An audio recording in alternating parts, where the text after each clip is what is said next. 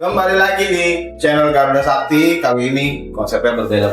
Ya, Karena kita dikasih kesempatan untuk ngobrol-ngobrol. Dikasih waktu, dikasih kesempatan. Situasinya memungkinkan.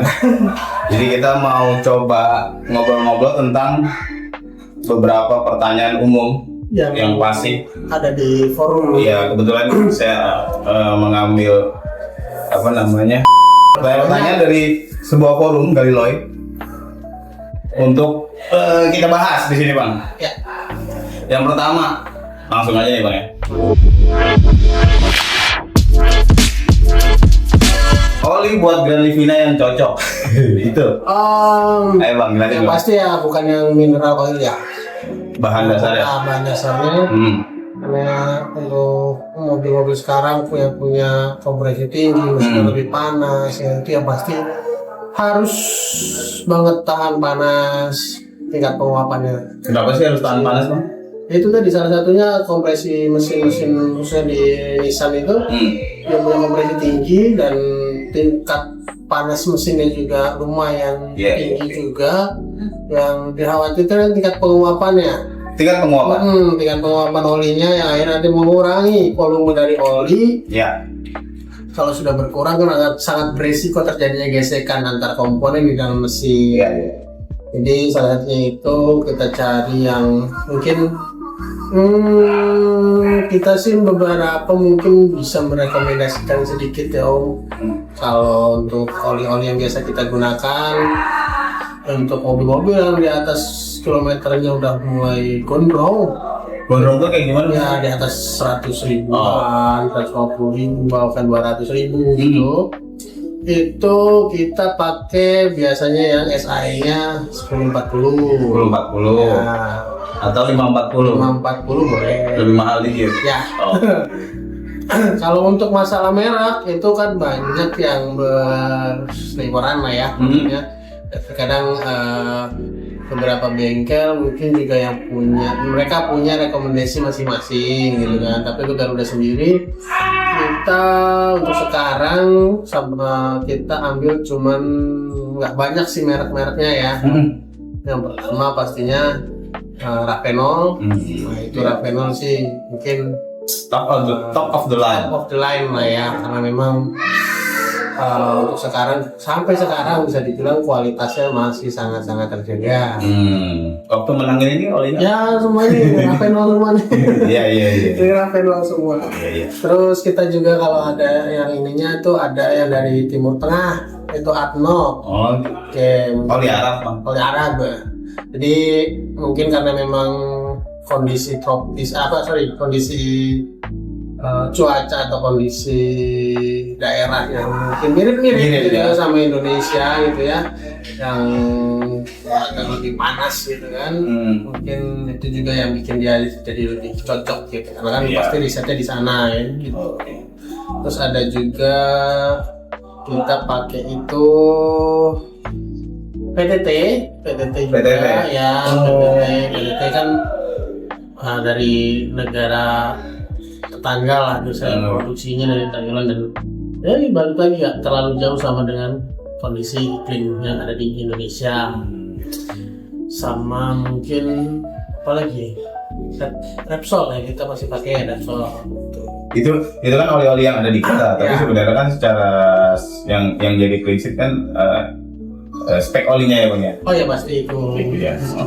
Nah, kalau ngomongin tadi kan yang kita khawatirkan adalah panas. Apakah sumber panas dari mesin itu sendiri akibat dari rasio kompresinya aja tuh?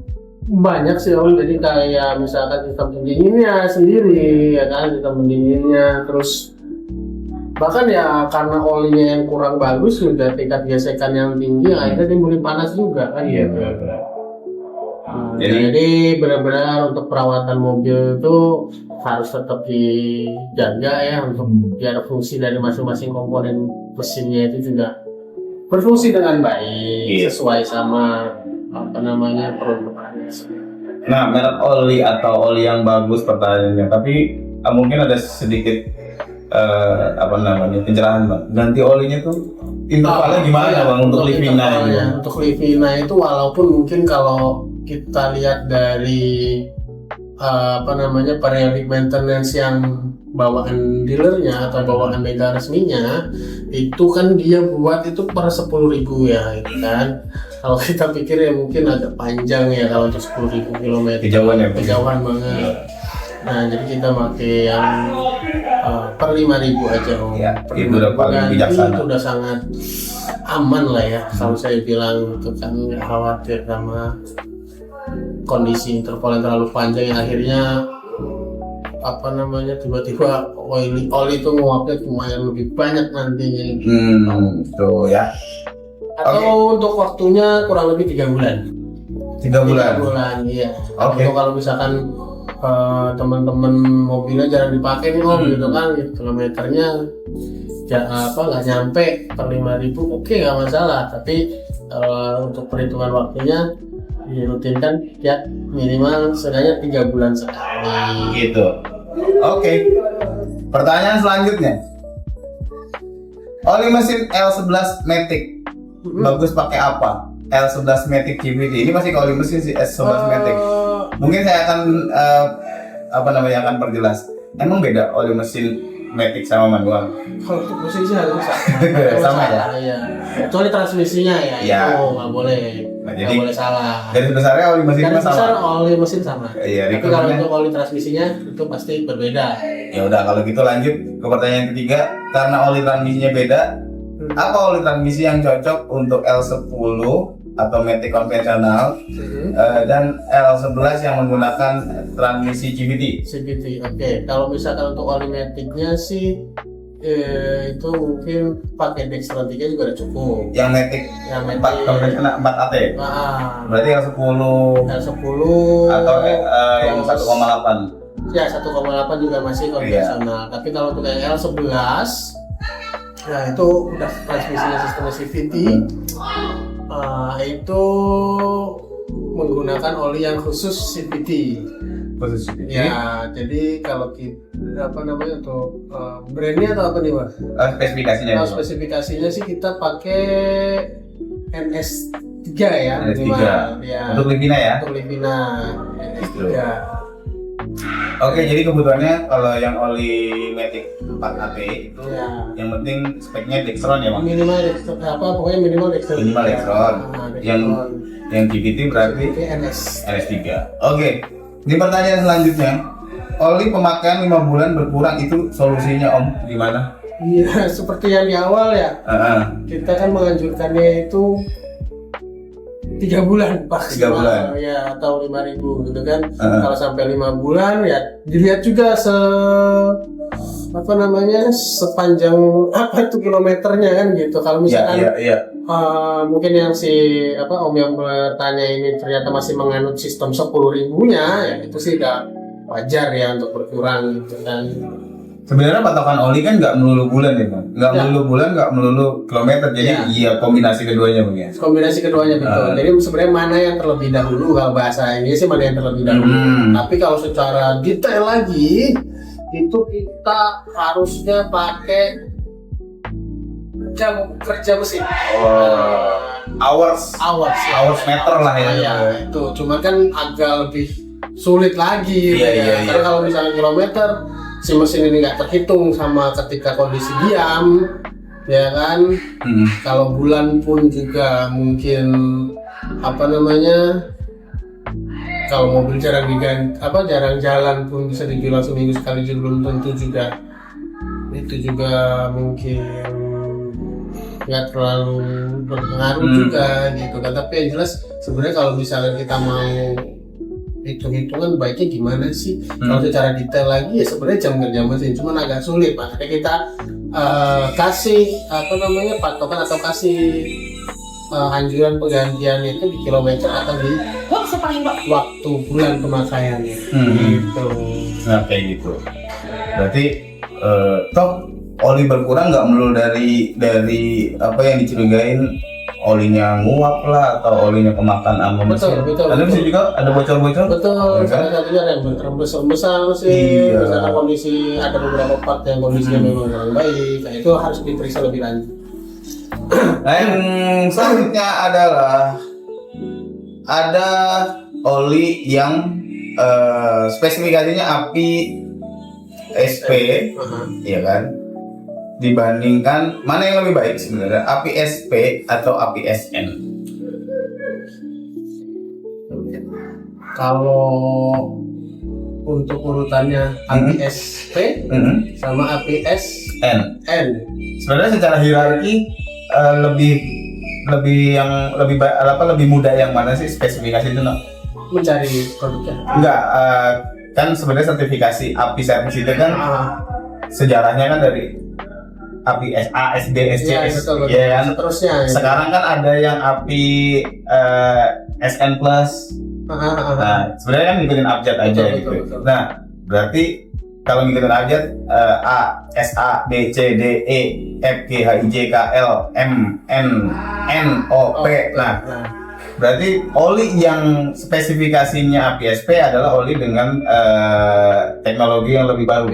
Ya gitu ya. Nah, perbedaannya itu sebenarnya ada di mana sih? Antara SN, SP, SL gitu. Kita tahu tuh dulu oli resminya Nissan SL gitu ya. Betul. Kalau sekarang udah sampai ke P berarti ya. Iya. Ke P ya. Ya sebenarnya itu kayak teknologinya itu balik lagi kayak campuran-campuran yang terkandung di dalam solinya sendiri juga, aditifnya juga gitu kan.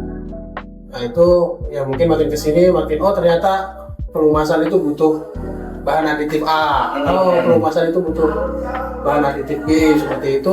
Akhirnya terus berkembang sampai nilai SN itu sendiri juga makin kesini makin naik gitu kan. Kalau misalkan ditanya mana yang lebih baik,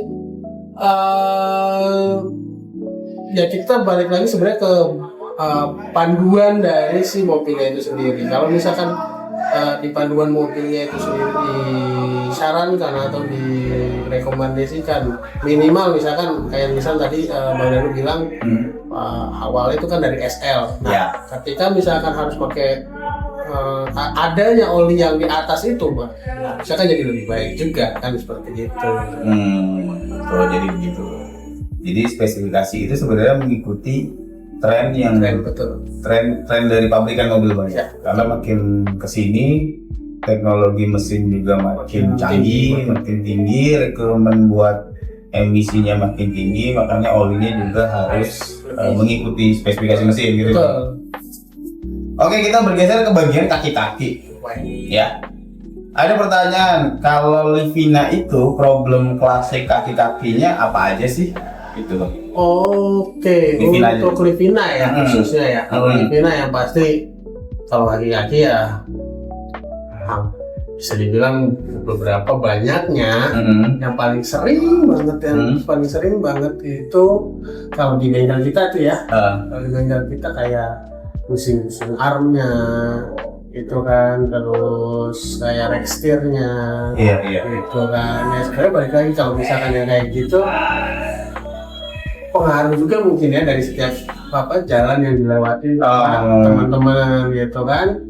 Kalau misalkan jalannya yang minimal, maksudnya walaupun nggak semua jalan sulit ya nyari jalan yang benar-benar mulus di Indonesia, tapi seenggaknya itu nggak yang terlalu ekstrim melewati jalan jelek yang harus dihajar begitu ya, itu mungkin agak lebih awet nyari dan lagi si kaki-kaki ini juga walaupun memang dibuat di Indonesia, tapi kan waktu awal risetnya juga di Jepun gitu. Yang lubang aja, sekalinya ada lubang aja, 2 hari kemudian udah nggak ada lubangnya. Kalau di kita kan lubangnya terus satu kecamatan mungkin baru dirapihin sekalian. Nunggu sampai ada yang masuk UGD dulu, benerin ya Bang. Itu sih di Irlandia. Di itu di sana. Next, pertanyaan selanjutnya dari seseorang. Ciri-ciri shockbreaker Livina udah wayangnya diganti itu apa? Sering ganti. Udah Ciri-ciri umum aja sih. Yang pasti kondisi mobil tuh ketika kena speed bump. Speed bump tuh apa? Speed bump itu kayak posisi dulu kecil-kecil. Yang biasanya itu agak buang misalnya. Terus kalau misalnya kita lewat posisi tidur tuh agak limbung dan terlalu bumpy gitu ya, kayak Newton gitu. Nah itu salah satu ciri-ciri. Tapi biasanya kalau yang begitu udah sangat parah sih kalau saya bilang, kalau sampai bumpy banget gitu. Tapi kalau yang paling berasa sih ketika lewat itu speed bump tuh. Speed bump itu pasti agak ngebuang entah bagian belakang, bisa kalau emang yang bagian belakangnya rusak itu bagian belakang pasti kayak buang lah ya, geser ya. Padahal kondisinya lurus ya. Tapi bagian ekor mobil entah gerak ke kanan atau ke kiri gitu ya. Ya pastinya terkadang juga ada yang pas itu ada bunyi juga ketika kita lewat lubang atau posisi tidur yang agak tinggi pasti ada. Gitu. Tapi itu juga kita harus lihat juga komponen-komponen kaki-kaki yang lain juga ya, karena kan di shock sendiri kalau untuk bunyi ya khususnya itu juga kita harus lihat kondisinya kayak seperti support shocknya gitu kan, terus mungkin yang berhubungan langsung sama shock itu di hang arm atau di wing stabilnya itu harus diperiksa lebih lanjut biar pasti gitu. Oke. Next question adalah kenapa mobil Nissan itu terutama Livina ada beberapa kasus kejadian rekstirnya rusak. Nah, kalau mobil dulu kan rekstir itu jarang rusak tapi terot sama long tirot. Ya. Tapi kalau mobil yang tipe EPS itu kok EPS. sekarang rata-rata yang rusak rekstir AC-nya. Begitu kenapa?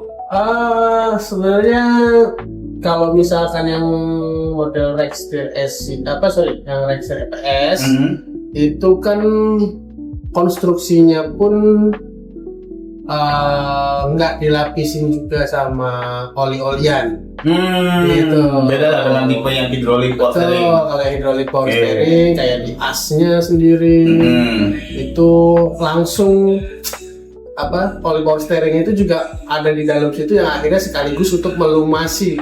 Selain untuk membantu mendorong pergerakan setirnya, dia juga sekaligus buat melumasi komponen-komponen yang ada di dalam rekstir. Jadi kalau misalkan yang EPS kalau kita buka itu kondisinya pasti kering, karena kan nggak ada oli gitu ya, nggak ada oli ya. Paling kalau misalkan memang mau ada perawatannya, cuman kan pembongkaran juga nggak yang sederhana ya sebenarnya. Sebenarnya kalau misalkan memang ada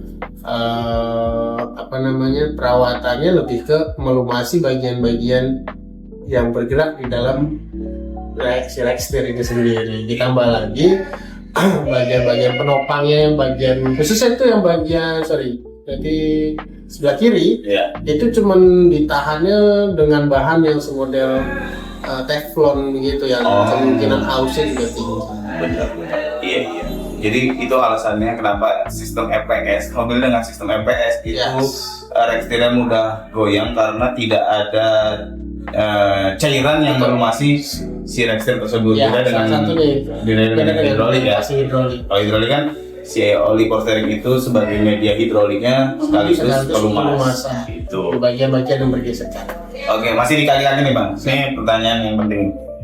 Mobil sebelum ganti kaki-kaki sebenarnya lurus-lurus aja tapi bunyi-bunyi Bang.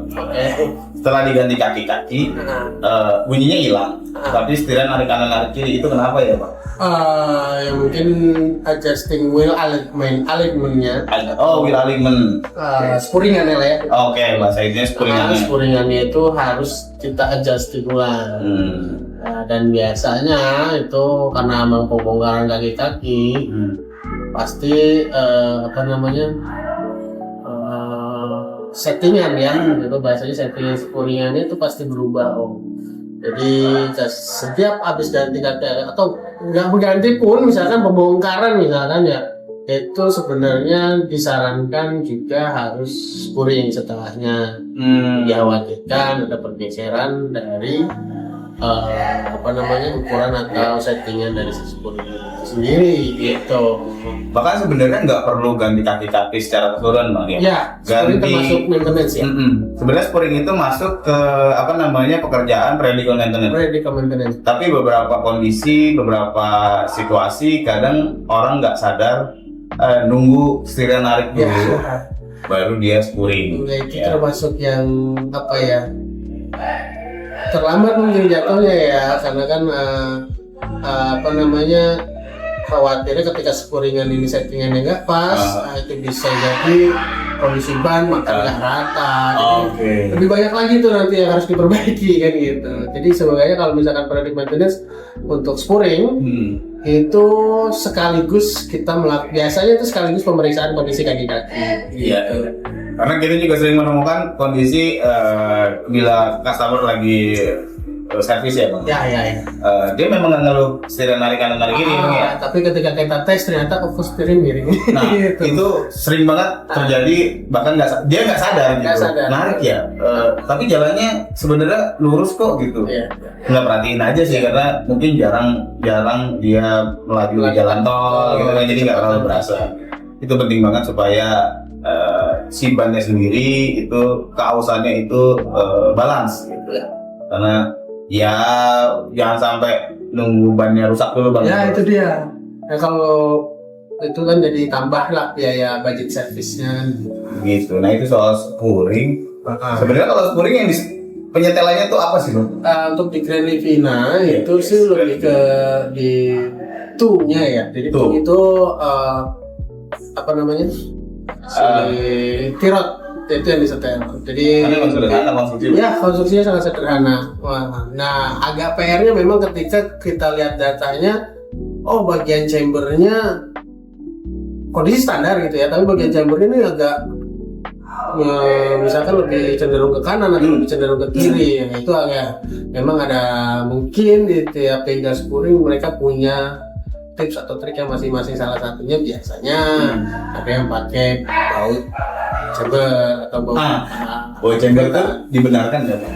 Ini bukan benar atau salah, tapi ketika Anda melakukan spuring dan Anda ditawarkan pakai atau Anda diharuskan menggunakan baut chamber untuk setelan mobil Anda, apakah itu prosedur yang memang sahih atau sifatnya nge-bypass?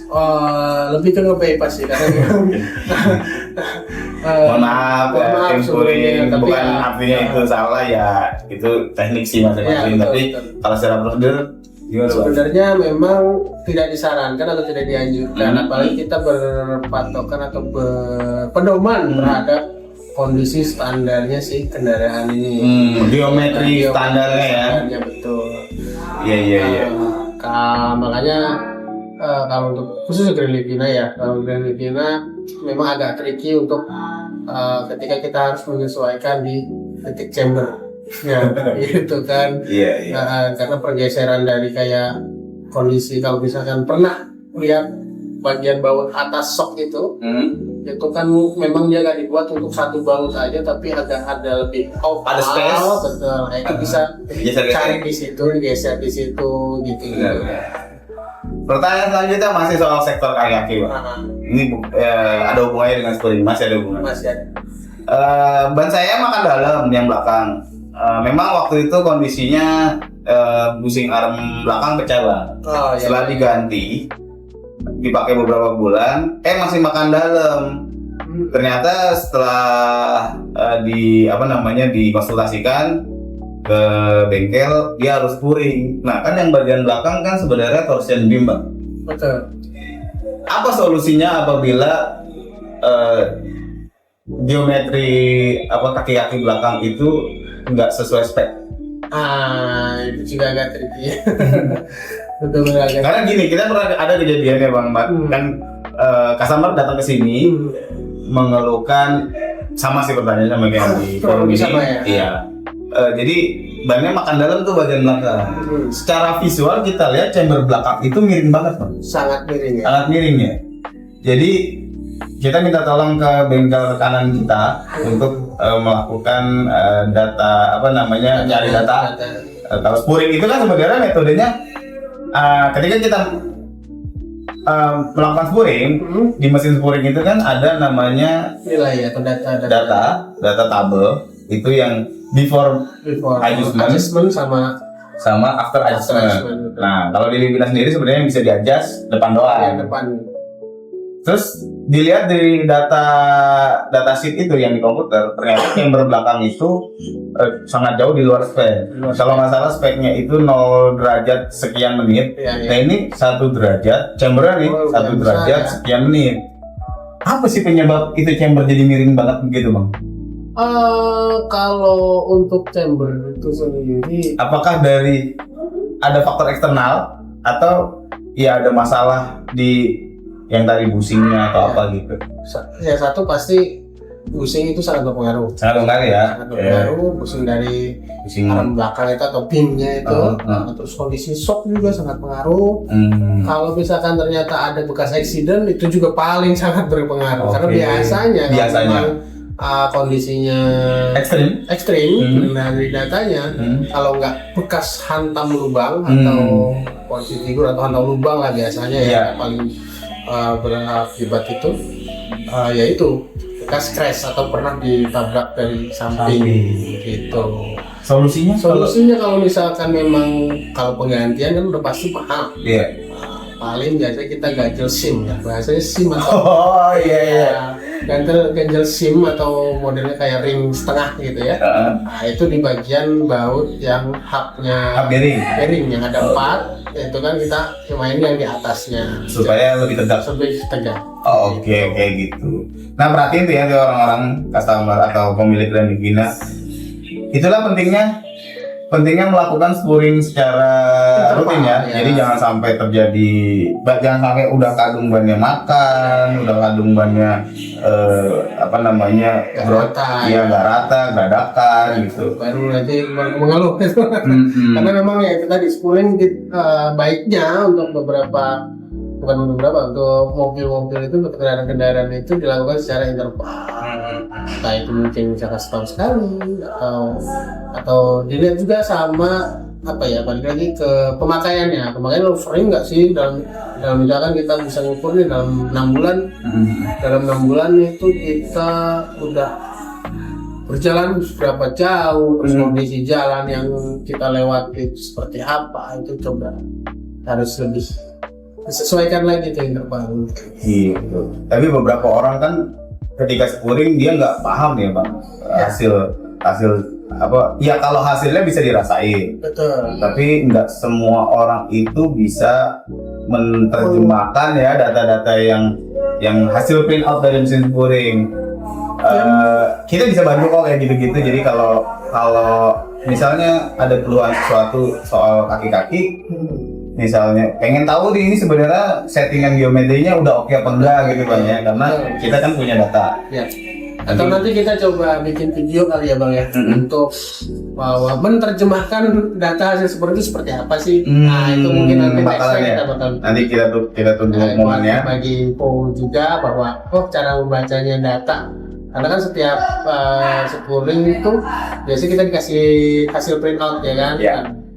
Ya, jadi pertanyaan kan bagaimana sih cara ngebacanya, kondisi standarnya seperti apa, kondisi mobil kita ini apa yang kurang misalkan. Itu nanti mungkin nextnya kita bikin video buat menerjemahkan hasil print outnya si spuring itu. Gitu. Dan satu lagi kelebihannya kalau kita tahu spuring adalah periodical maintenance. Nah, ada juga spuring itu bisa jadi patokan mobil ini accident apa enggak Bang? Yes. Nah, itu dia. Betul. Jadi kalau beli mobil itu usahain selain refreshment sistem engine, gearbox atau cairan-cairan gitu ya. Sebisa mungkin kalaupun Anda ngerasa mobil sebenarnya aman-aman aja, stabil, nggak ada salahnya untuk melakukan spuring untuk ngelihat derajat-derajat geometri dari sistem kaki-kaki. Nanti kalau misalnya, Bang, gua nggak ngerti cara bacanya ini oke apa enggak, nah itu kita bisa bantu. Kita bisa bantu. Silakan kirimin print out data spuring. Nanti kita bisa judgement ini kondisi kaki-kakinya secara geometri. Kurangnya seperti apa? Apakah ada kurang atau ada sesuatu yang harus diperbaiki? Kondisinya oke lah, normal gitu. Karena faktanya adalah mobil itu bisa aja lurus, bisa aja stabil, bisa aja presisi, tapi belum tentu angka-angkanya yang sesuai. Iya, kadang ada settingan-settingan yang sifatnya ngakalin. Yang penting mobil ini lurus, bisa stabil, Tapi secara jangka panjang dia merusak roda ya. Bang? Ya, itu yang dikhawatirkan kan efek jangka panjangnya. Dalam misalkan, kita ganti ban dalam 3-4 bulan kok udah habis lagi misalkan. Nah itu kan salah satu indikasi bahwa kondisi wheel alignment-nya itu ada bermasalah. Oke. Gitu. Oke. Kayak gitu penjelasan soal kaki-kaki lebih banyak daripada mesin. Ini ada lagi yang nanya soal mesin. Sederhana aja sih bang. Livina kan diharuskan minimal businya platinum. Yes. Kalau pakai busi yang tembaga yang murah, Biasa. sebenarnya apa dampak buruknya atau apakah ada masalah di situ nanti? Yang pasti performanya akan sangat berkurang atau bahkan mobil bisa nggak hidup. Oh gitu. Ya. Karena memang dibutuhkan pengabdian yang cukup baik ya, kan. Dan spesifikasi kayak si mesin ini dengan kompresi yang berbeda dengan kompresi dengan spesifikasi yang lumayan tinggi untuk mobil-mobil sekarang. Iya. Itu sangat diperlukan part-part atau bagian-bagian yang sangat mumpuni atau sangat berperforma tinggi. Busi tuh. Ya. Busi. Tapi sebenarnya tetap bisa dipakai. Bisa, cuma memang pasti nggak bakalan lama, Pak. Karena ya entah nantinya cepat mati kondisi businya, cepat habis misalkan, atau bahkan nggak hidup sama sekali, atau nantinya performanya pasti nggak bakalan. Inilah pembakarannya jadi nggak sempurna juga. Iya. Baik, pertanyaan selanjutnya. Yes.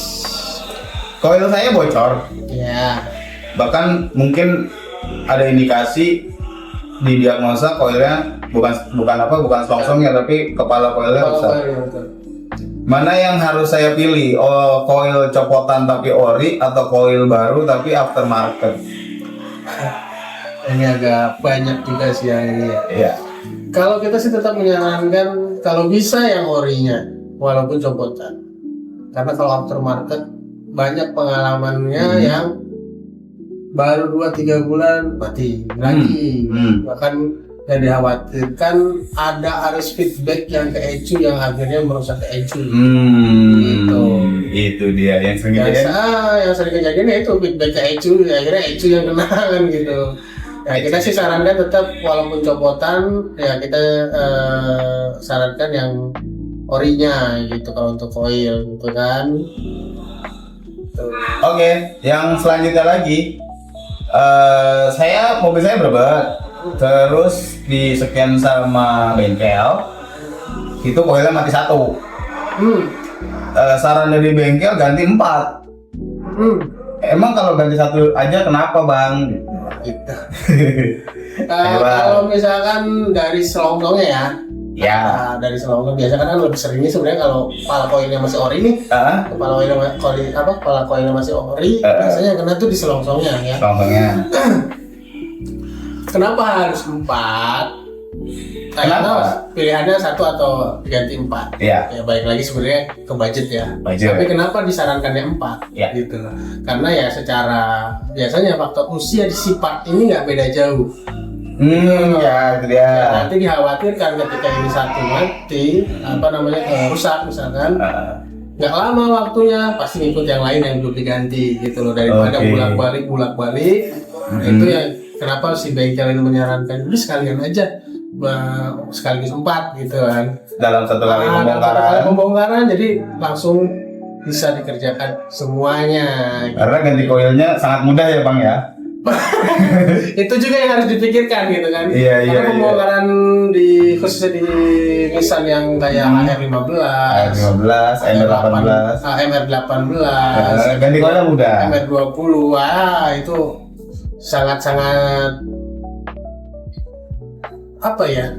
Sangat mudah. Sangat-sangat mudah lah. Jadi kalau yang udah tahu juga tahu lah ya, bagaimana mudahnya membongkar itu. Kan mumpung koilnya bang. Oh iya, ini kebetulan anak-anak lagi masak. Dimasakin. Ini haram apa halal bang? Insya Allah halal ya. Oke. Itu sambil ambil kita bang. Masih ngomongin koil ya. Koil ya tadi ya. Ya koil. Apa tadi? Iya. kalau bocor kenapa harus 1 dan 4 dan kenapa harus gantinya 4? Coba Bang dijelasin. Apa sih? Apakah kalau kita melakukan penggantian koil, lalu yang kita lakukan cukup ya udah bongkar intake-nya, cabut koil lamanya, ganti selongsongnya, pasang yang baru, colok, rakit, selesai? Enggak juga ya, harus kita juga mungkin harus bongkar cek busi, kondisi busi itu penting juga. Karena kan kalau misalkan kenapa sih kok bisa si selongsong koil ini yang bocor kan, itu kan pertanyaannya gitu kan. Nah, yang pertama, paling utama yang pasti faktor usia dari si spatnya itu sendiri. Satu. Yang kedua, yang namanya arus listrik, ketika dia mendapatkan tahanan yang lebih besar, dia akan mencari tahanan yang lebih lebih kecil. Sifat listrik. Betul, sifat listrik itu untuk mengalirkan si listrik ini gitu ya. Akhirnya ketika misalkan businya kondisinya kurang bagus, yang akhirnya membuat tahanan si busi ini besar, akhirnya si arus listrik yang harusnya lewat ke busi, dia mencari bagian yang lebih kecil tahanannya gitu loh. Jadi baiknya buat teman-teman kalau misalkan ternyata ada kondisi di mana misalkan mobilnya pincang dan sudah didiagnosis bahwa koil atau si selongsongnya nih gitu kan, yang utama selongsongnya juga gitu, itu disarankan minta mungkin ke bengkel atau ke teknisinya untuk pemeriksaan sekaligus pemeriksaan si businya juga gitu, karena dikhawatirkan nggak lama kita ganti kok cepet lagi kok bocor lagi gitu dong, dengan posisi yang sama ya, catatannya dengan posisi yang sama itu. Mungkin nextnya kalau misalkan memang terjadi lagi harus diperiksa si businya juga.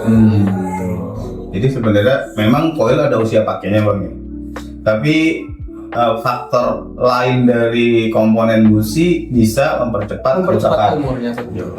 Jadi kalau udah ganti selongsong koil atau Anda pernah mengalami masalah selongsong koil bocor, nggak ada salahnya untuk mengecek atau lebih baik ganti businya. Ya, itu lebih baik lagi kalau. Jadi supaya selongsongnya itu yang baru juga nggak terlalu kerja keras loh ya. Gitu. Itu soal. Karena walaupun si busi ini bahasanya kalau misalkan kita masih Indonesia dan bahasanya kan long life ya gitu ya. Long life kalau bahan bakar Jepang. Long life kalau bahan bakarnya Eneos atau bahan bakar BUMN Jepang. Cuman kan memang olinya juga racikannya Jepang. Beda kan kondisinya di Indonesia gitu. Kalau busi kita kan Ciracas Bang. Ciracas. Olinya Purwakarta. Purwakarta berarti Cikarang enggak? Karawang ya.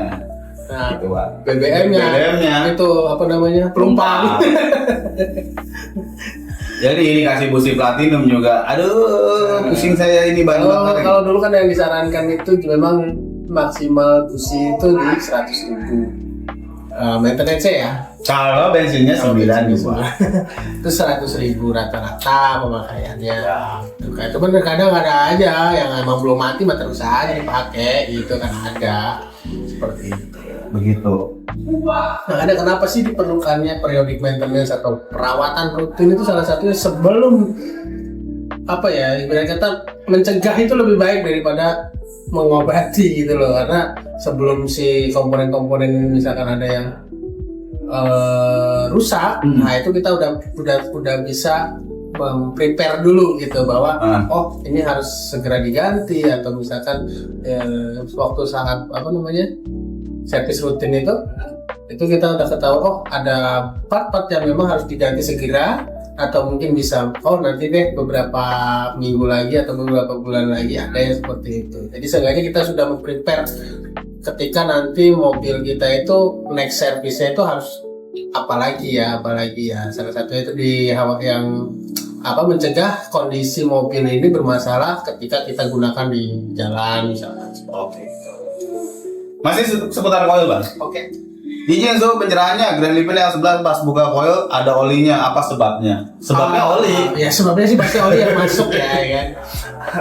Tapi kalau bagian partnya yang bermasalah itu biasanya seal di selongsong busi itu, di selongsong busi itu, yang kalau untuk Grand Livina itu jadi satu sama seal tutup klep atau seal rocker covernya, gitu. Jadi ada beberapa mobil yang memang jadi satu sama seal rocker covernya, ada yang terpisah, gitu. Jadi Seal yang seal, kalau ada yang bilang seal busi, ada yang bilang seal selongsong busi. Oke. Terus dari situ. Nah ini sekalian ada satu lagi dah soal coil per mesin-mesinan. Ya. Tadi dari awal oli, terus kaki-kaki, sekarang mesin. Om ini kenapa ya Om nggak mau nyala mesinnya? Gejalanya perjalanan sebelum trouble mobil ndut-ndutan. Lepas gas ndut-ndutan. Lalu makin parah dan remnya jadi ngebagel. Nah ngebagel tuh artinya diinjak tembak keras Bang. Mobilnya kebetulan R10 nih Bang. Sampai tujuan saya netralin gigi, lalu saya buka kap mesin RPM-nya naik turun dan berebut sampai mati sendiri. Sekarang nggak bisa nyala sama sekali. Kenapa kira-kira? Kira-kira ya? Kira-kira. Yang paling umum Ya. itu dari sistem bahan bakar. Ya. Jadi ketika Kita beri dulu penyebab berebut itu ada berapa hal? ada berapa? Oke. Yang pertama yang pasti kita harus balik lagi ke ilmu dasar otomotif ya. Ilmu dasar. Ilmu dasar motor bakar lah ya. Motor bakar, pembakaran dalam. Ya. Gimana Bang? Itu mesin hidup itu ada beberapa faktor. Salah satunya bahan bakar, Bahan bakar, terus udara, kompresi, kompresi, sama pengapian. pengapian. Nah, itu dulu tuh. Ada 4 faktor yang paling utama ketika si mobil ini hidup ya, si mesin lah ya, si mesin ini. Nah, kalau berebut, yang pertama kita ambil satu dulu nih. Apa tuh? Bahan bakar. Bahan bakar. Oke, bahan bakar itu faktornya apa aja sih? Faktornya beretanol nggak? Yang pertama pasti kualitas dari bahan bakarnya. Satu, kualitas dari bahan bakarnya. Yang kedua, si tangki ini kemasukan air nggak sih, kan gitu. Ya dimasukin sama pelumpang. Oke. Berhenti gitu ya. Iya. Tadi sensor. Ada masuk air nggak sih? Terus fungsi dari si fuel pumpnya atau pompa bensinnya, filternya, nah itu kan salah satunya jadi satu tuh, filter sama fuel pump itu. Nah, ditambah lagi yang terakhir buat outputannya itu si injektornya. Injektor. Tuh, nah, itu untuk yang kurang lebih secara garis besar untuk yang bahan bakar. Ya, sistem bahan bakar. Untuk udara. Udara. Udara itu misalkan ada nggak sih bagian-bagian hose-nya atau selang-selang udaranya, jalur-jalur udaranya yang sobek misalkan. Ya. Atau si filternya ini wah udah kotor banget. Oke. Ya gitu kan, udah kotor banget. Itu kurang lebih sih kalau udara nggak terlalu banyak ya, pasti kelihatan ya. Yang ketiga itu kompresi. Nah, kalau kompresi ini harus ada alat khusus untuk pengecekan kompresi. Ya. Ada namanya compression tester. Nah, itu kita lihat udah masuk speknya nggak sih, gitu loh, kompresi ini tiap silindernya kan gitu. Karena kalau kompresinya kurang, pembakaran bisa jadi nggak terjadi gitu loh. Bisa nggak terjadi pembakaran yang akhirnya salah satu silinder atau bahkan semuanya mati gitu. Yang terakhir itu pengapian. Nah, pengapian ini ya seperti yang di awal, busi, koil, terus harus secara detailnya ada beberapa banyak sensor untuk di mobil sekarang ya, CMP, terus MAF sensor di udara gitu kan. Nah itu banyak sebenarnya terjadi seperti itu. Nah dengan kondisi yang tadi ditanyakan, perkiraan kita ya untuk analisa kita untuk awal ya, yang paling sering terjadi kalau misalkan sampai mati total dan nggak mau hidup lagi, dipastikan juga itu pompa. Bensin. Pompa bensin. Karena di sini cluenya dia sampai mati. Kalau berebut doang, kemungkinan kalau nggak kompresi, ya fuel. Ya. Pengapian. Kalau sampai mati, kemungkinan bahan bakarnya memang yang bermasalah. Ya, entah itu dari pompanya atau kualitas dari bahan bakarnya yang kecampur air misalkan. Karena kan si Grand Livina sendiri itu salah satu penyakit uniknya kan corong bensinnya sering karatan yang akhirnya ketika dicuci atau hujan besar itu air menggenang masuk ke dalam si tangki. Itu juga satu tips yang mungkin untuk teman-teman pengguna Livina khususnya, kalau kalian lihat nih ketika kalian buka tutup bensin atau tutup tangki itu, di bagian bawah itu harus ada lubang dan lubangnya jangan sampai tersumbat. Gitu. Jadi sering-sering diperiksa kalau lagi beresin atau nyuci mesin, nyuci mobil atau pas lagi itu waktu pengisian bensinnya itu nggak ada salahnya kita sambil turun kita lihat isi lubangnya aman, ya tertutup kotoran kayak gitu. Karena emang lubangnya cukup kecil kalau masih yang standarnya itu lubangnya cukup kecil. Ketika ada kotoran numpuk lama-lama dia tertutup gitu loh sama kotoran. Gitu. Kayak gitu. Ya, jadi sebenarnya banyak faktor. Ya, tentunya harus kita pakai tools ya Bang. Ya, kita harus scanning dulu, kita lihat data monitornya, bagian apa sih yang bermasalah gitu kan. Kadang kalau yang secara umumnya yang tadi saya sebutkan, tapi secara detailnya itu kita pastikan lewat si data monitor ini. Kondisi air fuel mixture ratio-nya juga bagus atau enggak. Terus kan bagian apa sih yang bikin AF-nya ini bermasalah atau air fuel mixture ratio-nya ini bermasalah? Karena yang paling utama si mobil ini bisa atau si mesin ini bisa hidup secara normal itu kondisi air fuel mixture ratio atau campuran antara bahan bakar udara itu harus sangat sempurna. Oke. Gitu. Masih ada sih Bang, mau lanjut ya Bang? Beberapa pertanyaan lagi ya. Silakan, boleh. Masih di sistem pengabdian Bang. Oke.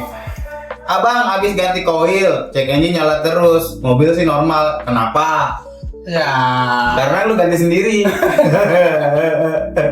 Lu ganti koil sendiri. Ya, kalau misalkan memang jadi kondisi seperti itu, tetap mungkin cari bengkel terdekat untuk dilakukan scanning lagi. Nah, sebenarnya penyebabnya apa? Cek engine nyala Bang. Kalau kita habis ganti koil. Iya, pas saat nyopot koilnya itu sendiri biasanya kan kalau yang muncul kalau nggak ignition primary, ya kan, ignition primary atau initial start bisa juga, keadaan gitu. Atau misalkan ketika mau melakukan pembongkaran, nggak sengaja di on nih, tag, padahal kondisinya itu kayak throttle, terus ya komponen-komponen beberapa komponen lain itu kondisi soketnya terbuka, gitu loh. Jadi si sistem membaca bahwa ada sensor yang rusak atau nggak terbaca sama si ECU-nya, akhirnya dimunculkanlah si mil atau cek engine-nya itu. Oke, masih nih sistem koil ya. Mau tanya, koil mati satu terus. Di starter nggak bisa ngangkat. Apa benar penyebabnya koil? Kata gue sih penyebabnya spion. STNK lecak ya. Coba, nih koil mati kalau satu misalkan terus. di nomornya yang sama. Ya, misalnya di koil nomor silinder satu terus nih yang mati. Itu apa yang harus kita bantai Bang? Yang kita bantai itu kita cek dulu di power supply bagus gak nih? Groundnya bagus gak nih? Nah, itu karena kita akan dikhawatirkan ada short di situ. Itu yang akibatnya ke si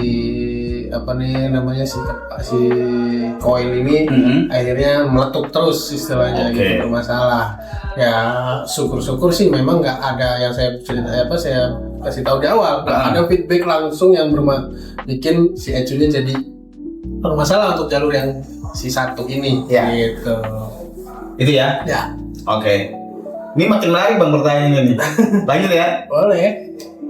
Izin bertanya para suhu semua, ya. Adakah yang menggunakan aditif untuk Pertalite?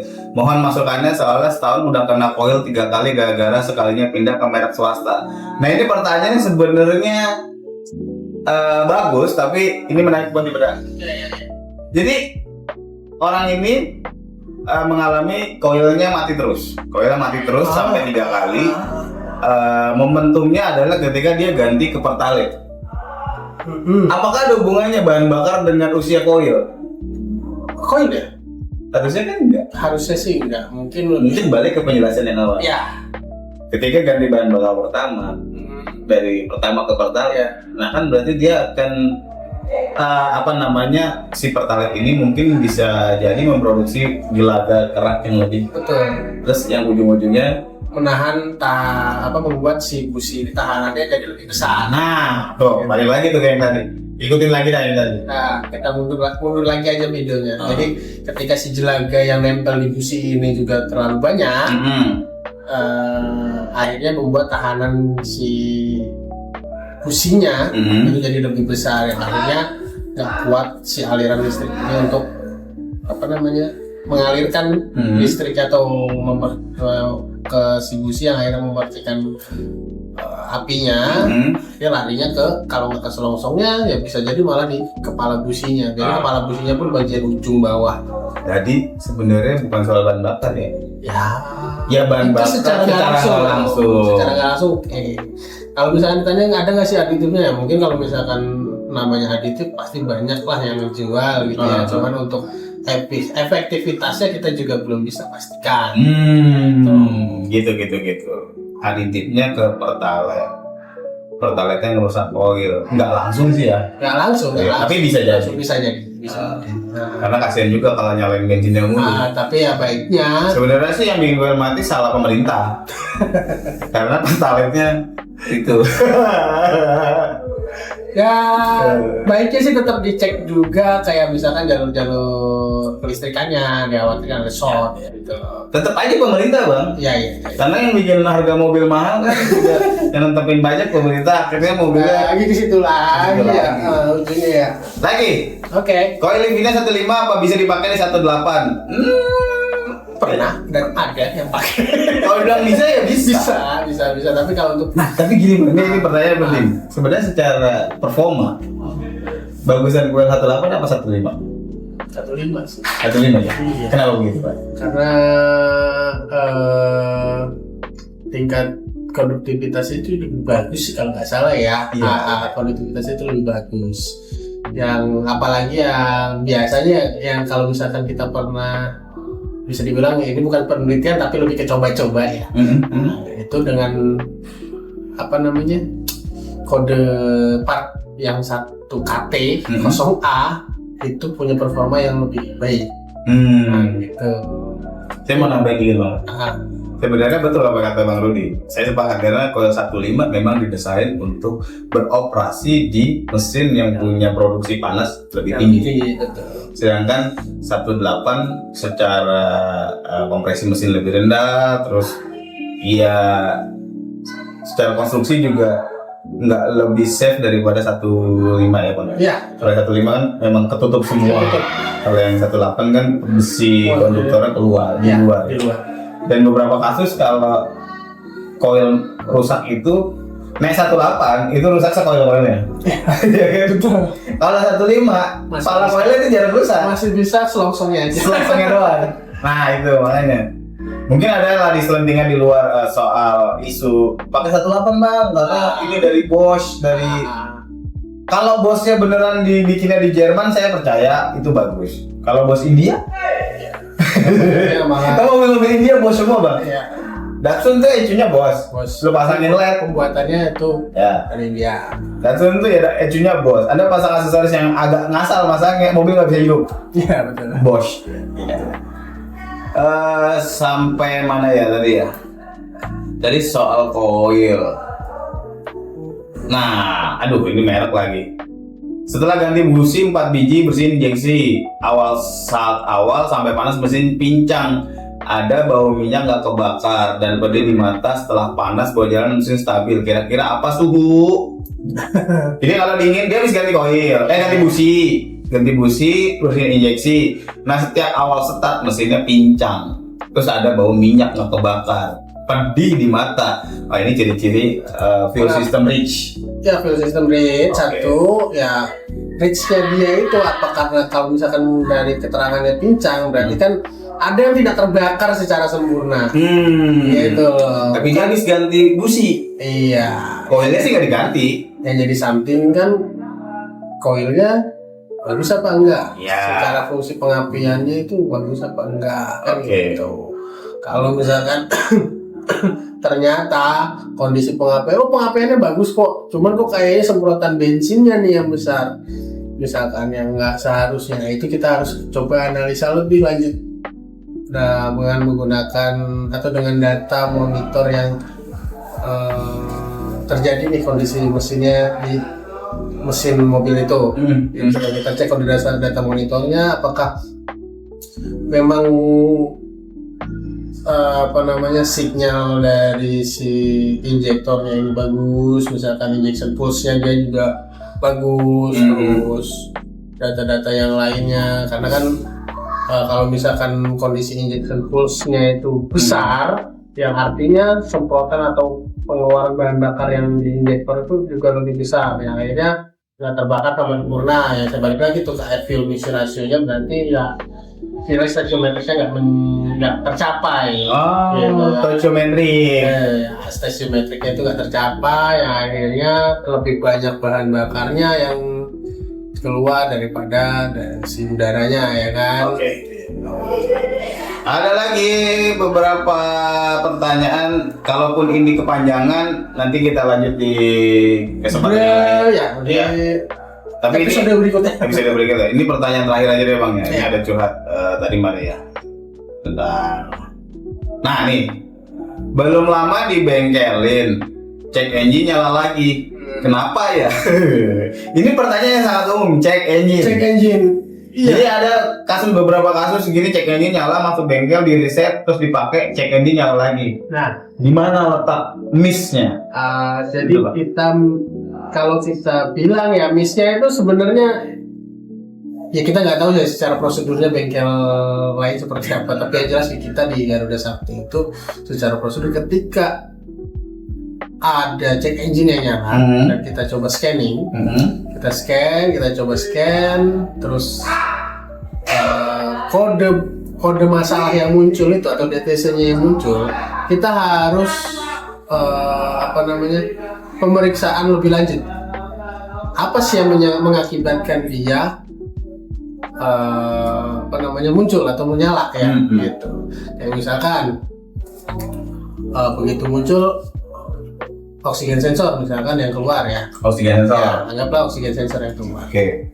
Langkah selanjutnya itu. Nah, kita lihat data monitor dulu. Monitor. Data monitor dulu, kita lihat data monitor dulu. Fungsi dari oksigen sensor ini sudah sesuai atau belum? Atau bahkan dia itu sebenarnya kenapa sih dia nyala ya karena memang nggak berfungsi sama sekali misalkan seperti itu. Tapi kalau misalkan ternyata begitu kita cek ternyata kondisi fungsi dari si oksigen sensor ini bagus. Jadi apa sih? Nah, baru kita runutkan lagi step by step pengecekannya. Sampai dipastikan bahwa kondisi keseluruhannya itu semua sebenarnya bagus. Cuman mungkin misalkan karena namanya oksigen sensor, apalagi ada yang nomor 1, ada yang nomor 2 ya. Kalau yang nomor 2 biasanya paling bawah kondisinya, soketnya pun ada di bawah. Khawatirnya bekas lewat genangan misalkan. Itu dia. Tapi kalau misalkan yang lain, misalkan ya sensor-sensor yang lain, nah itu harus kita pastikan dulu karena harusnya di setiap merek atau setiap brand mobil yang dia menyediakan servis manualnya itu pasti dikasih tahu juga step by step pengecekan ketika data atau kode permasalahan ini muncul misalnya atau DTC ini muncul gitu kan. Itu berarti pasti ada kondisi di mana kita harus memeriksa lebih lanjut kenapa sih kode ini bisa muncul gitu kan, dan kita harus cross check lagi semuanya gitu. Jadi jangan beranggapan bahwa cukup di reset atau dihapus selesai, nggak juga sebenarnya. Kalau misalkan si mobil ini memunculkan kode permasalahan, berarti memang ada yang bermasalah di kendaraan ini, faktor eksternal atau bahkan faktor internalnya gitu kan. Jadi mungkin nextnya setiap ada permasalahan atau kemunculan dari sisi cek engine ini, itu harus lebih perdalam lagi pemeriksaannya, gitu, baik secara kelistrikannya atau bahkan secara visual ceknya. Jadi kalau cek engine nyala itu sebenarnya ketika di bengkel ya bukan cuma ngeriset Bang ya? Karena scanner sendiri fungsinya bukan cuma buat ngeriset Bang. Betul. Ya kan? Secara lebih luasnya lah. Luasnya betul. Ya, karena kan banyak juga yang bilang mobil sekarang mah enak, gampang pakai scanner, pakai scanner langsung ada dikasih tahu. Colok udah dikasih tahu begini. Tidak semudah itu kan musuh. Jadi ternyata memang kalau misalkan ditanya mempermudah, iya. Mempermudah setuju. Dalam artian untuk bisa kita mengerucut tracking tracking dan narrow down. Ya. Jadi mempersempit masalah. Bagian ini doang yang masalah. Nah, kita fokus ke bagian ini. Misalnya seperti itu. Memang ditanya mempermudah, mempermudah, tapi nggak segampang itu juga penggunaannya gitu ya. Jadi banyak menu-menu di dalam alat scan itu, banyak menu-menu yang benar-benar harus kita manfaatkan untuk menganalisa si kendaraan ini. Nah, untuk memanfaatkannya itu memang harus kita pelajari lagi gitu loh. Untuk mempelajari scanningnya ini itu tuh harus kita pelajarin lagi. Ditambah lagi kita juga harus mempelajari konstruksi dari si teknologinya si mobil ini juga gitu. Jadi nggak semerta-merta ketika ada trouble atau check engine-nya nyala terus kita hapus, hilang, selesai, belum tentu. Nggak sesederhana itu karena memang kalau kita baca di servis manual yang biasa kita pakai untuk servisan, nah itu ada beberapa kondisi yang harus kita coba untuk memunculkan lagi si DTC-nya, mensimulasikan gitu kan. Kalau kita beginiin, kira-kira DTC-nya sama nggak sama kejadian sebenarnya? Jadi di situ kita mensimulasikan dengan misalkan, harus RPM sekian digas, misalkan RPM sekian ditahan sekian lama, apakah muncul lagi DTC-nya, gitu kan? Kalau ternyata muncul lagi, itu baru kita lanjutkan lagi pemeriksaan selanjutnya. Gitu. Berarti itulah yang salah satu jawaban kenapa Mr. Apu Archimedes sering bengek banget. Jadi sebenarnya karena memang nggak segampang itu. Gitu. Jadi Mr. Apu itu ya, kan udah pada tahu bang semua pemirsa kita ya. Kalau yang urusan perelektronikan, itu Apu yang beresin, apalagi soal metik kan. Ya, saya selalu meng-highlight kondisi fisik dia bang. Dari bengeknya ya kan, dari kusut matanya, memang nggak segampang gitu. Ya kalau lebih sering kita temuin yang gampang-gampang, yang umum kayak cek engine-nya itu tadi oksigen sensor, air flow, cek KPCMB itu kan gampang bang ya, itu umum lah. Tapi kan ada yang fuel system rate, fuel system lane, terus incorrect ratio, Encom circuit, circuit, terus ECM backup circuit, gitu-gitu lah bang. Nah itu memang ngetrace sangat butuh effort yang cukup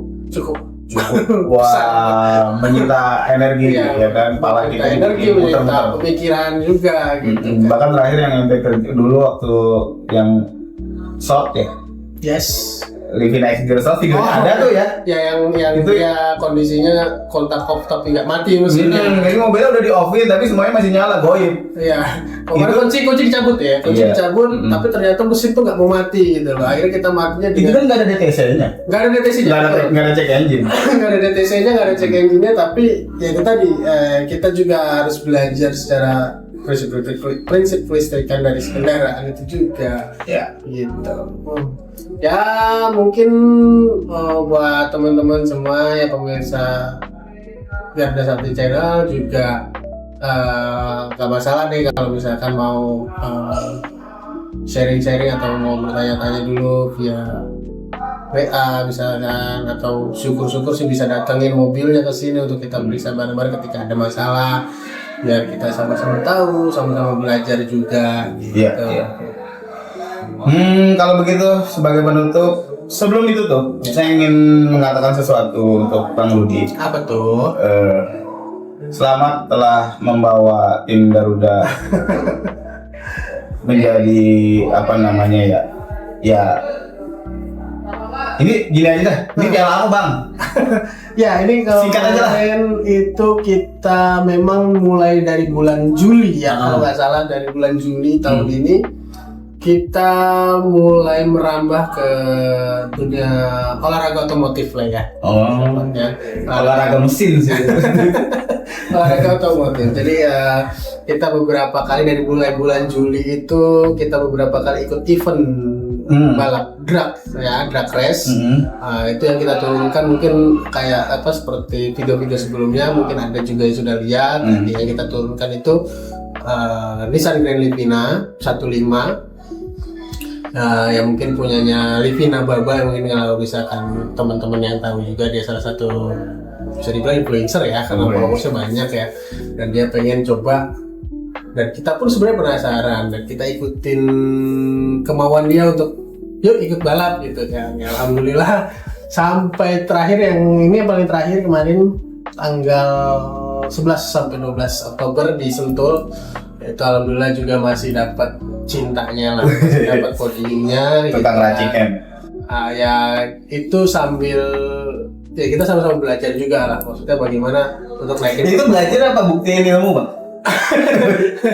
Lebih ke belajar lah, Bang. Belajar iya. Belajar di arena. Belajar di arenanya langsung. Iya. Bagaimana sih cara settingan seperti apa sih untuk meningkatkan performa.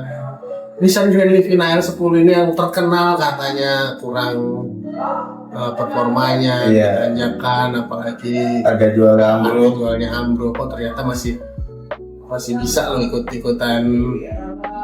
Ya selain itu juga kita juga ada rekan-rekan kita ya dari bengkel Royal Pandawa. Itu Royal Pandawa itu asuhan dari Aki-Aki Racing. Aki-Aki Racing. Ya karena mereka mereka juga salah satu yang ya bisa dibilang mendorong kita, membimbing kita juga untuk ayo ikut bareng gitu.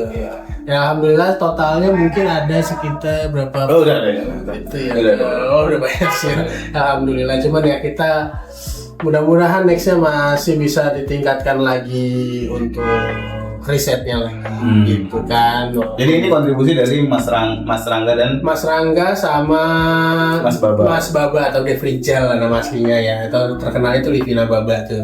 Itu mereka berdua yang bawa apa? Mobilnya, yang punya mobilnya juga, ya kan? Anda bawa kan? Saya bawa sekali. Anda? Saya bawa sekali. Ya itu juga cuma buat memastikan bahwa ternyata begini loh hasil yang saya bikin gitu kan. Yang kita bikin ini seperti ini loh, yang kita oprek tuh ternyata hasilnya seperti ini ya begitu. Itu. Apakah masih ada yang bisa dieksplor lagi dari sebuah Livina balap si Baba dan Rangga itu? Apakah memang udah segitu kemampuannya? Harusnya sih ada. Harusnya masih ada ya, karena yang namanya ilmu atau kondisi untuk ngoprek mesin itu kayak nggak ada habisnya sih sebenarnya. Dan sebenarnya kita masih banyak hal yang masih kita pelajarin masih kita pelajarin. Ini masih basic sih. Masih kita pelajarin lagi. Buat nextnya kita mau apain kendaraannya itu kita masih kaji lah ya, istilahnya masih kita kaji, masih kita riset lagi. Iya. Wah, istilahnya dengan ya karena kita juga mempunyai perhitungan ke budget juga. Kayak misalkan nih, kalau kita mau bikin seperti ini dengan budget sekian, worth it nggak ya? Dengan kenaikan misalkan dengan kenaikan performa mesinnya sekian, kayak gitu loh maksudnya. Karena kita kan KDRT Bang. Apa Bang? Kurang dana racing team. Iya. Dan ditambah lagi kan kondisi mobil itu masih dipakai harian. Nah, bisa kenceng tapi tetap proper dipakai harian. Pakai harian itu. Berarti kan yang punya mobil goblok. Ngeyel. Maaf ya Bang, Mas Rangga ya, Mas Rangga. Jadi ya itu sih mungkin bisa bilang tantangan kita sebagai tim teknisnya gitu. Ya memang kita lebih banyak support di tim teknis ya. Iya, kita lebih banyak. Dana apa nggak ada? Dana mereka sendiri ya, kita paling ya buat jajan kita lah. Jajan sama apartemen sih kemarin 2 hari loh. 2 hari dari Bogor. 3 hari dong, 3 hari 2 malam. Enggak, iya di apartemennya 2 malam. 2 malam di Sentul gitu. Iya. Saya nggak bisa ikut banyak karena ada sesuatu. Jadi ya mudah-mudahan sih nextnya kita tetap bisa berkembang terus, kita bisa maju terus untuk setiap progresnya juga lebih berasa gitu ya. Oke.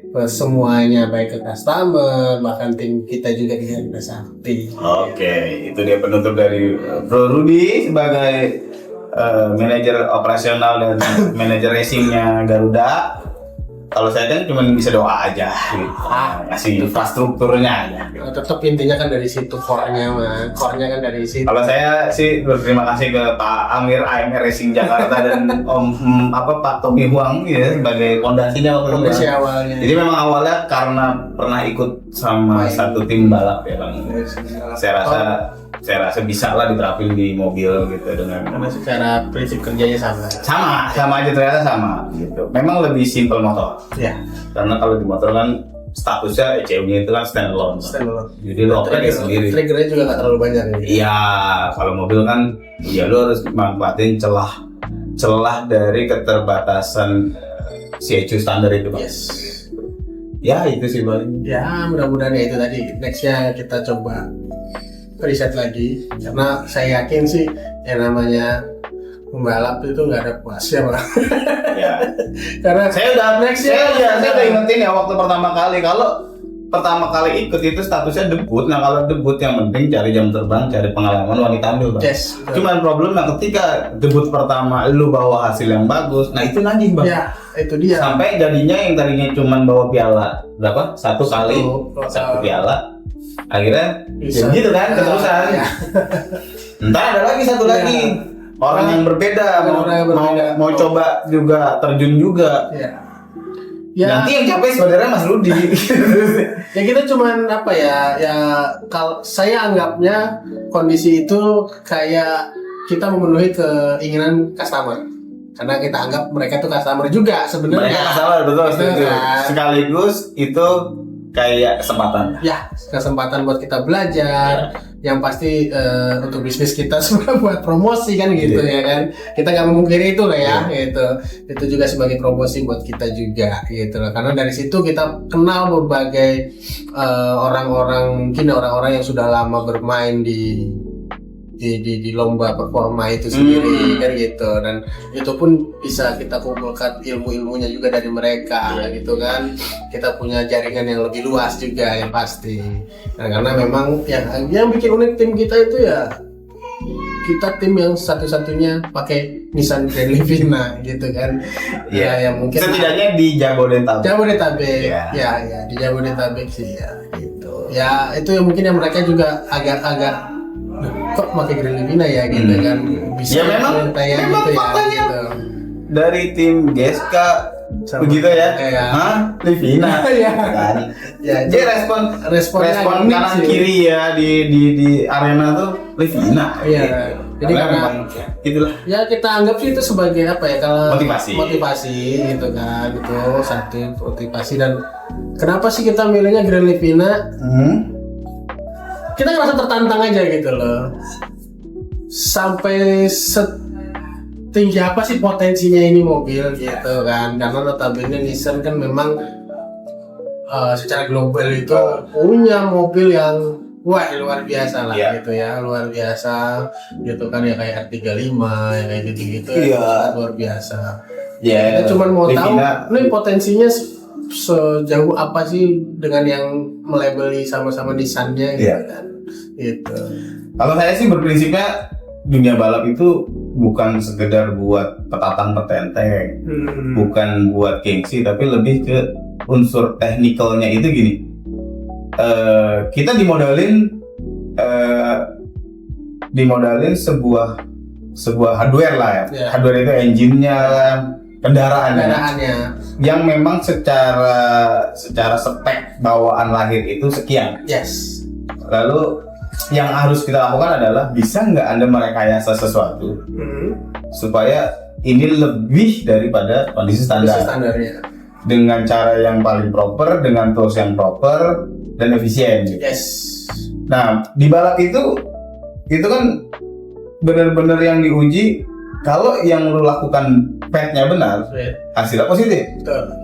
Kalau hasilnya positif, ya berarti Anda sudah melakukan sesuatu yang benar. Lalu selanjutnya apakah bisa ditingkatkan lagi? Nah itulah yang sebenarnya yang menjadi kayak gairah gitu Bang. Betul. Nggak ada salahnya nih kalau kita terus mau riset, kita mau berkembang lagi, kita mau cari ilmu lebih dalam lagi. Karena nggak soal balapannya, tapi lebih ke prinsip dasar. Lu udah dapat yang positif, udah lebih baik, udah ada peningkatan, udah cukup apa belum? Kalau belum, lu mau ngapain lagi gitu. Lalu begitu juga kalau yang lu lakukan itu salah, tentu hasilnya juga pasti negatif.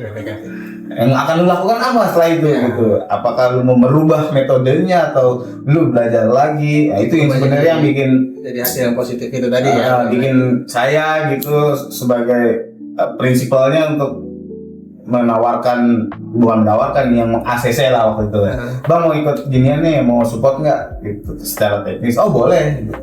Sekalian ya itu tadi kita sudah melakukan hal yang sebenarnya udah umum ya di Depri ya.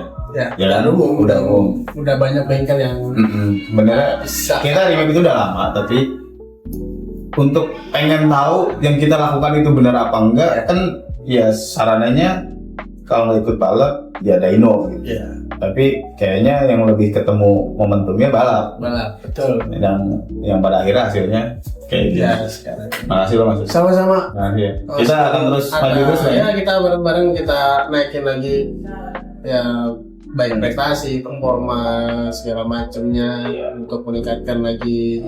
Tapi kita bukan bengkel balap loh. Bukan, kita tetap bengkel perawatan. Tapi dari balap kita bisa belajar yang mana kepresisian, kekonsistenan gitu itu harus kedetilannya gitu kita harus terapin di semua kendaraan yang kita tanganin gitu ya. Nggak melulu mobil yang buat kebut-kebutan lah. Ya nggak juga lah, nggak semua, bahkan ya ibarat kata pengen yang untuk hariannya kayak gitu-gitu kan ya kita juga bisa bantu untuk misalkan ya balik lagi nih dari kita misalkan yang terkena memang ditanjakannya gimana sih biar bisa enak ditanjakannya misalnya gitu kan, tarikan bawahnya enak terus nah itu juga bisa kita bantu dan nggak melulu balap ya, maksudnya buat kesehariannya gitu untuk hari-harinya mobil hariannya bisa kayak gitu. Baiklah kalau begitu mungkin episode kali ini cukup panjang ya. Kita akan lanjut kalau ada apa lagi kita bikin ngobrol-ngobrol kayak gini lagi, nggak bedah problem nggak cuma Livina bisa Evil ya, semua Nissan semua merek bisa.